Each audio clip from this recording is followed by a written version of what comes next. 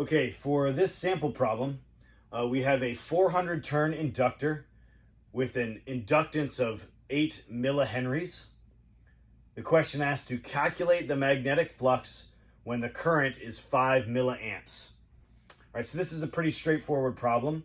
We've got inductance, we've got the number of turns, the current, and we're asked to find the flux. So the relationship we're going to use is the proportional relationship between flux and current for inductance.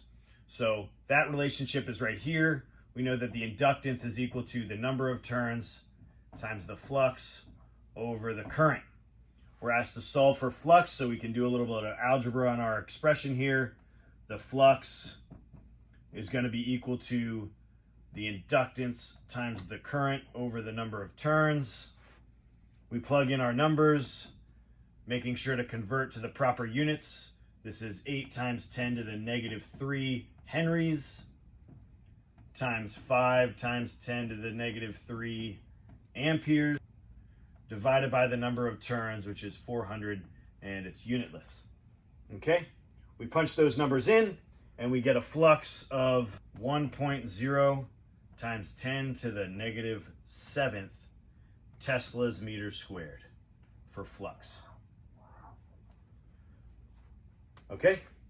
Okay, so the next problem states that a 12 Henry inductor carries 2 amps of current, and it asks at what rate must that current change to produce 60 volts of an EMF inside the inductor.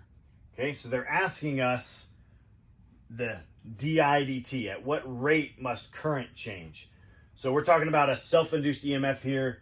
That's going to be governed by our self-induced EMF equation, right? Our self-inductance. So again, this is a pretty straightforward problem. I've got the self-induced EMF, which I'm setting it at 60 volts, is going to be equal to the inductance times the rate of change of current. I'm asked to solve for that rate of change of current. So that rate of change of current is just going to be equal to the self-induced EMF over the inductance, and don't forget your negative sign. All right, we plug those numbers in. I've got 60 volts over 12 henries, and we get a rate of change of current of negative 5 amps per second. You'll notice in this case, it's irrelevant what the actual current is, right, at any given time. The thing that matters is how the current is changing. Okay? Thanks. Have a great day.